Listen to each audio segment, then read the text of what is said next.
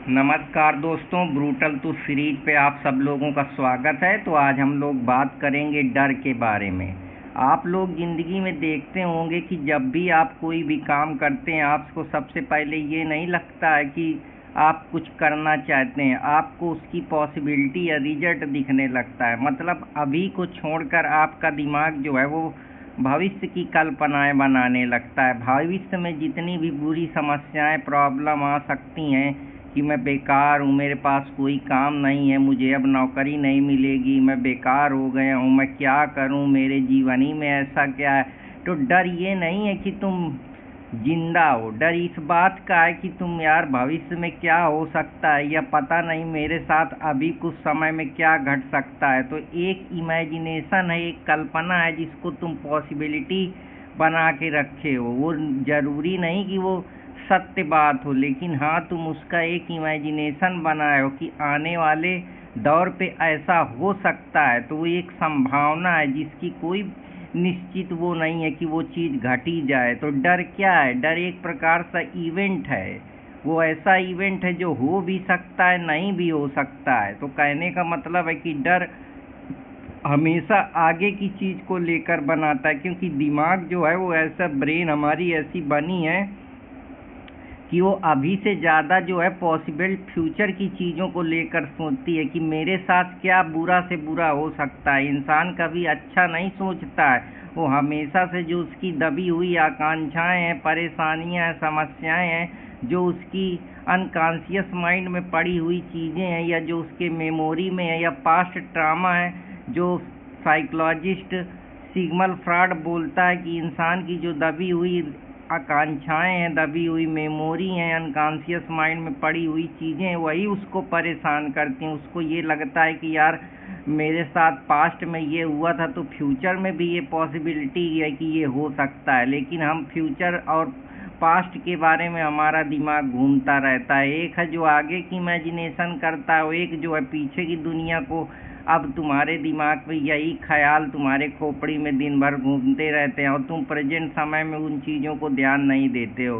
Present में न जी के जब हम फ्यूचर की कल्पना लगा के बैठ जाते हैं या पास्ट की चीज़ों का विचार अपने खोपड़ी में लाते हैं, या हमारी बुद्धि जो है, जो हमारा विवेक है, वो इस तरीके से ऑटोमेटिक रूप में जो है थॉट्स, विचार आते रहते हैं। विचार पे हमारा कंट्रोल नहीं होता है, क्योंकि जो मेमोरी है, जो सेंट्रल नर्वस सिस्टम है, या जो हमारा पूरा बायोलॉजिकल स्ट्रक्चर है, वो इसी प्रकार से काम करता है। जो हमारा नर्वस सिस्टम है वो हमेशा जो है वर्स्ट पोजीशन, वर्स्ट पॉसिबिलिटी को देख के बात करता है।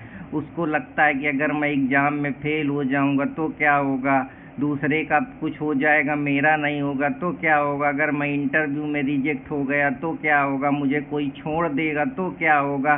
तो असल में डर तुम्हारे बाहरी दुनिया पे तुमको समझ में आता है जब तुम इमेजिन करने, देखने लगते हो। किसी को पहाड़ से डर लगता है, किसी को पानी से डर लगता है, किसी को किसी चीज़ के काटने से डर लगता है, किसी को पुलिस से डर लगता है, किसी को प्रशासन से डर लगता है, किसी को मरने से डर लगता है। तो ये डर है क्या?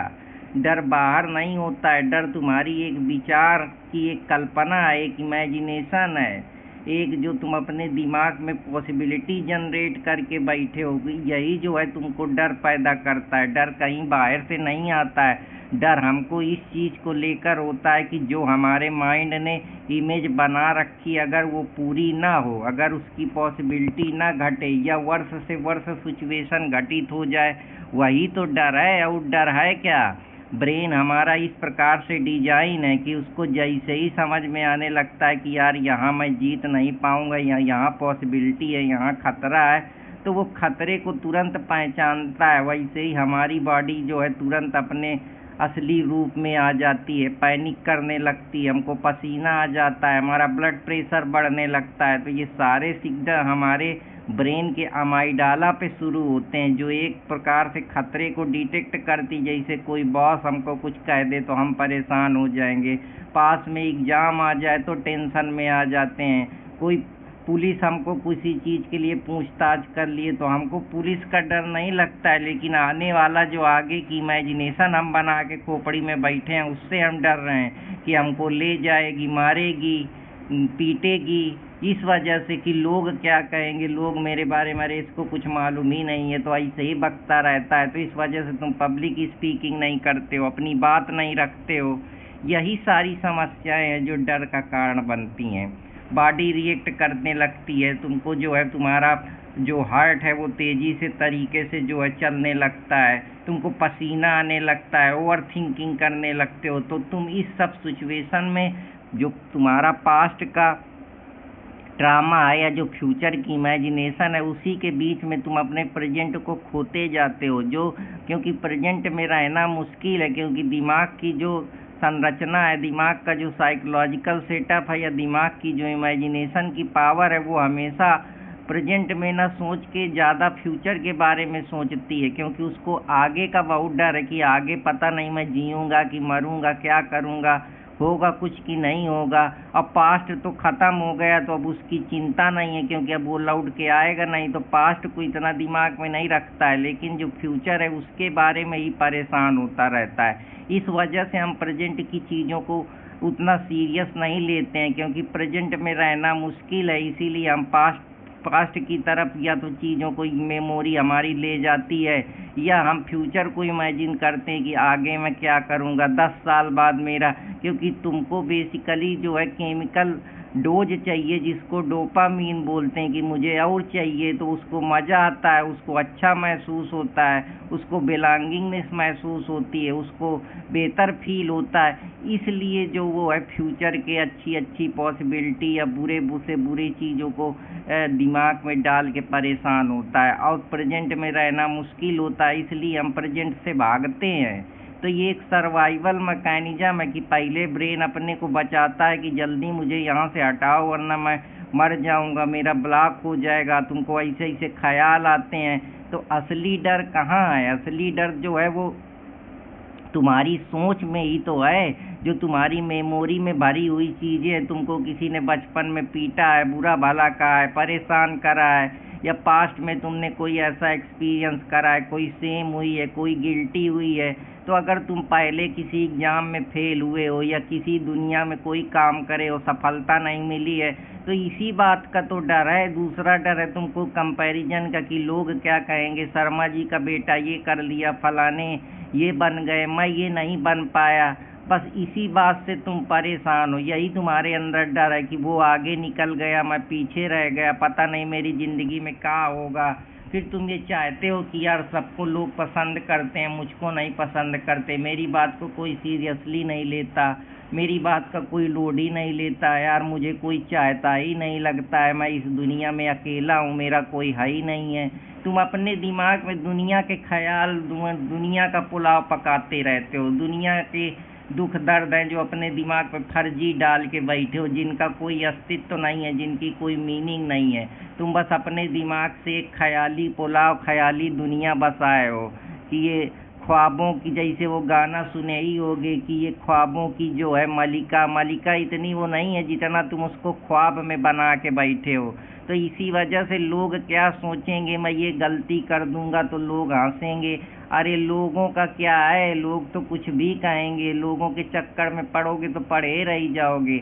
लोग नहीं गलती करते क्या जिनकी तुम हंसने की बात करते हो? तो वो भी गलती करते हैं तो हंस भी लेंगे, तो कौन सा तुम्हारे ऊपर चाकू चला दे रहे हैं, मारे दे रहे हैं, हंस लेंगे, उनका थोड़ी देर व्यंग कर लेंगे तो उनका भी पेट का पानी पच जाएगा। पर उसके चक्कर में तुम अपना व्यर्थ कीमती समय तो ना बर्बाद करो कि काश मैं ये कर लेता लेकिन मैं कर ना पाया। तो पहली बात तो ये है कि तुम जो भी डर अपने जीवन में बैठा ले हो उसको हटाओ। डर ही है जो तुमको आगे नहीं बढ़ने दे रहा है, डर तुमको रोक दे रहा है, और जब तक तुम डर से डरोगे तब तक तुम जिंदगी में कुछ भी नहीं कर सकते हो। इसलिए डर को हटाओ, डर से लड़ो, डर के बाद भी एक्शन लो कि देखा जाएगा क्या होगा, जो होगा देखा जाएगा। जब तुम इस मेंटालिटी के साथ मैदान में उतरोगे तभी तुम जीत सकते हो। डर का कोई असली वो नहीं है। डर तुमको सिर्फ सरफेस पे फियर दिखाता है कि अगर मैं रिजेक्ट हो जाऊंगा, मुझे लॉस हो जाएगा, लोग मुझे क्या कहेंगे, मैं पता नहीं कुछ कर भी पाऊंगा कि नहीं कर पाऊंगा,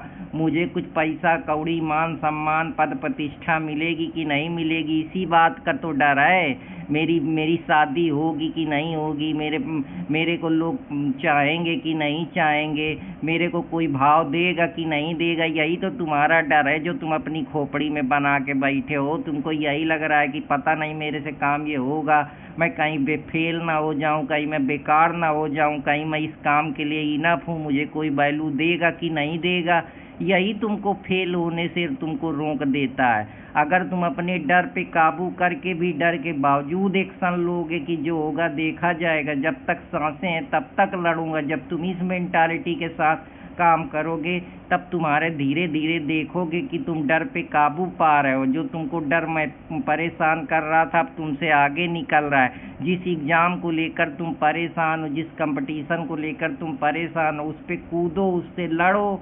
ज़्यादा से ज़्यादा क्या होगा, फेल होगे, बेकार होगे, नहीं होगा सिलेक्शन, कोई बात नहीं, पर कम से कम तुम्हारे अंदर एक डर से लड़ने की, डर को सहने की, एक्सट्रीम प्रेशर को झेलने की सिचुएशन और समझ और मजबूती तो पैदा होगी। पहचान टूटेगी, ठीक है, तुम वीडियो डाल रहे हो, तुम्हारी वीडियो नहीं चल रही, व्यू नहीं आ रहा है, तुमको लोग सीरियस नहीं ले रहे, तुम अपने दिमाग में इमेज बना ले रहे हो कि मैं कैपेबल नहीं हूँ। तो अगर तुमको डर ही नहीं होगा तो तुम फिर कैसे किसी काम को करोगे? फिर तो कोई आदमी काम ही नहीं करेगा, पड़ा रहेगा। डर ही की वजह से तो इंसान सोच रहा है मैं कितना बना लूं, कितना लोग मुझे जान जाएं, कितना मेरा नाम हो जाए, कितना मेरा मान सम्मान हो जाए, क्योंकि उसको पता है कि एक दिन वो मर ही जाएगा। अगर वो मर जाएगा और वो कुछ करेगा नहीं तो वो कैसे जानेगा कि मैं यहाँ क्यों आया था, मेरा अस्तित्व क्या है, मैं क्यों जीना चाहता हूँ, मैं क्या बनाना चाहता हूँ, मैं क्या वैल्यू क्रिएट करना चाहता हूँ। यही तो जो है जर्मन फिलासफर मार्टिंगर हाइडेगर बोलता है कि जब इंसान को पता चल जाता है कि वो एक दिन मर ही जाएगा तब वो अपनी ऑथेंटिक लाइफ को जीने लगता है। इसीलिए जो तुम बन सकते हो वही बनो, जैसा कि विचारक फ्रेडरिक नीत्शे कहता है, become who you truly are. क्योंकि जीवन जो है वो सर्टेन नहीं है, वो अनसर्टेन है, ये अब्सर्डिटी है। इसी को अल्बर्ट कामस कहता है कि जीवन अनसर्टेन है, इसका कोई भी भरोसा नहीं है कि 10 सेकंड में तुम्हारी सांस रहेगी कि नहीं रहेगी। इसलिए उसको जैसा है उसको जी लो, उस पर कंप्लेन करना, उसको इसके बारे में सोचना कि ये नहीं मिला, वो नहीं मिला, ये नहीं कर पाया, वो नहीं कर पाया, ये अनसर्टेनिटी है, इस अनसर्टेनिटी को ही एक्सेप्ट करना तुम्हारा असली विध्वंस है, असली स्ट्रगल है, असली रिवोल्ट है। तो कहने का ये मतलब है कि अगर डर नहीं होता तो इंसान सर्वाइव ही नहीं करता, अपनी कला का प्रदर्शन नहीं करता, अपने भाव नहीं बताता, शायरी के जरिए, डांस के जरिए, एक्टिंग के जरिए, पॉलिटिक्स के जरिए, और भी जो उसके दिल दिमाग में है कि यही चंद ख्वाब खिलौने हैं, तुम भी इनसे बहल सको। तो चलो, ये डर की वजह से ही तो हर इंसान जो है अपने को अपनी कला के माध्यम से, अपने इंटेलेक्चुअल के माध्यम से, अपने ज्ञान के माध्यम से, अपने विवेक के माध्यम से, अपनी थिंकिंग के माध्यम से हर इंसान अपने तरीके से जीना चाहता है। कोई कला का निर्माण कर रहा है, कोई फैमिली बना रहा है ताकि उसको ये रहे कि हाँ मेरा एक प्रोडक्ट इस संसार में जिंदा है। कोई कला के निर्माण से मंदिर बना रहा है, मस्जिद बना रहा है, गुरुद्वारा बना रहा है ताकि आने वाली पीढ़ी उसका संरक्षण कर सकें, उनको याद रखा जाए, उनकी वैल्यू बनाई जाए। इसीलिए तो इन्वेंशन हुए, रेलगाड़ी, मोटर गाड़ी, एयरप्लेन, फलाना प्लेन। तो हर चीज़, हर इंसान क्या कर रहा है, कोई बिजनेस बना रहा है कि मेरे आने के बाद ये पीढ़ी सदियों साल तक मेरी लिगेसी को लोग देखते रहे, मुझे याद करते रहे। यही जनवाने के लिए, यही दिखाने के लिए ही तो सब लोग अपने अपने मन का काम कर रहे हैं। तो तुम किस चीज़ के लिए परेशान हो? तुम भी करो जो तुम्हारे दिल में आए। कौन कि ये मुझको ये करना है, ये फैमिली का है, ये मेरा, तुम्हारा क्या है? तुम कब क्या करोगे? तो आगे से डर नहीं, तुमको डर की वजह से ही तुम जिंदा हो। डरना हो तो तुम कुछ करो ही ना। तुमको मालूम है कि मैं 70 साल 50-70 साल में मर जाऊंगा, उससे पहले मैं कुछ अपने मन को सतावना दे लूँ, कुछ मेरे को भी लोग जान जाए, मेरे लिए भी कुछ तालियां बन जाए, मुझे भी कुछ सम्मान मिल जाए, मेरा भी कुछ नाम हो जाए। इसीलिए तो तुम जिंदा हो कि सिर्फ खाने और सोने आए हो। तो कहने का मतलब है कि डर वो सुरक्षा का अलार्म है जो तुमको उस सुरक्षा मिली हुई है, उसको कैसे यूज करना है। तुमको ये डर है कि अगर मैं आग में हाथ डालूंगा तो जल जाएगा, इसीलिए तुम कोई भी डर की वजह से अपने हाथ को नहीं डालते हो। एग्जाम का डर है, इस वजह से पढ़ाई नहीं करते हो। तो कहीं ना कहीं डर जो है तुम्हारे अंदर सुरक्षा भी डालता है। उस सिक्योरिटी से तुम बाहर नहीं निकलना चाहते हो कि मैं ब्रूटल टूट दूंगा तो लोग परेशान हो जाएंगे। तो ये समस्याएं हैं, इस वजह से जो है तुम अपने एक्ट को नहीं करते हो, अपनी कला का प्रदर्शन नहीं करते हो, अपने को बेहतर नहीं बनाते हो। पर समस्या ये नहीं है, यही डर है, इसी डर की वजह से तुम्हारी ग्रोथ भी छुपी हुई है। जब तुम में डर होगा, तुम मेहनत करोगे, एक्शन लोगे, रोज डेली वर्क करोगे, लड़ोगे, अपनी समस्या से जूझोगे, अपनी रिस्पॉन्सिबिलिटी को समझोगे, तभी तो बेहतर बनोगे। तो कहने का ये मतलब है कि डर से हमको हारना नहीं है, डर से हमको लड़ना है। डर ही है जो इंसान को कुछ करने नहीं देता। फिर वही लोग बाद में है ना उनको नौकरी मिलती है, ना उनको मान मिलता है, ना सम्मान मिलता है, न कोई उनको लोड लेता है। क्योंकि ये सोसाइटी ऐसी है कि ये तुमसे चाहती है कि तुम काम ना करो, क्योंकि इसको ये नहीं चाहती है कि तुम कुछ अच्छा करो। ये चाहती है कि वही जो सदियों से सिस्टम बने आ रहे हैं उन्हीं का तुम पालन करो। लेकिन अगर तुम इन सब चीज़ों से बाहर निकल के अपने को चैलेंज नहीं करोगे, डर का सामना नहीं करोगे, तो तुमको भूखे मर जाओगे और तुम्हारा कुछ नहीं हो पाएगा। इसलिए जो भी रिसोर्स हैं, जो भी संसाधन है, जो भी जानते हो, जो भी कला है, जो भी तुम्हारा अस्तित्व है, उस अस्तित्व को आगे बढ़ाओ, अपनी आइडेंटिटी को क्रिएट करो, अपना एक जो मार्क तुम इस संसार में छोड़ के जाना चाहते हो, जो अपनी प्रतिभा का लोहा मनवाना चाहते हो, वो करो। कब करोगे? यही समय है। अगर फ्यूचर में कि फलाने के ये है, फलाने ये कर रहे हैं, ढेकाने ये बन गए, उनके ये बन गए, तो उनको तो ताली पद सम्मान मिल चुका, तुमको क्या मिला? ना तुमको पैसा मिला, ना तुम सिर्फ यहाँ जनगणना गिनाने के लिए आए हो क्या? तो अपना काम करो, अपनी मेहनत करो और किसी से ये उम्मीद ना रखो। ताली दें तो ठीक है, ना दें तो ठीक है, पर तुम अपने लिए तो जियो, कम से कम अपने आप को तो अच्छा महसूस कराओ। तुमको तो लगे कि मुझे जो करना था, जो बजाना था, जो गाना था, जो डांस करना था, जो बोलना था, जो करना था, मैंने अपने हिसाब से करा। ना समझौते किए, ना किसी के सामने कुछ बोला, किसी को ना खराब कहा, ना किसी को खराब सुना। जो मेरे को अच्छा लगा करता गया। तो पहले अपने माइंड को, अपनी थिंकिंग को चेंज करो, वरना ऐसे ही बाद में कहीं जैसे नोएडा वाले हाल हो रहे हैं, जैसे जब बड़े बड़े जो माफिया हैं वो कलकत्ता और मिशिगन यूनिवर्सिटी में भेजेंगे और तुम यही है कि जाति मजहब कास्ट के नाम पे वोट बैंक पॉलिटिक्स का शिकार होगे। ना तुमको शुद्ध पानी पीने को मिलेगा, ना तुम्हारे घर को कोई ध्यान देगा, ना तुमको कोई रोजगार देगा, ना तुमको कोई मेडिकल की व्यवस्था देगा। तुम ऐसे ही सड़ोगे और इन्हीं का गुणगान करते रहना जा जा के कि फलानी पार्टी ये है, फलानी पार्टी वो है, और यही पार्टी वाले कहीं इसके यहाँ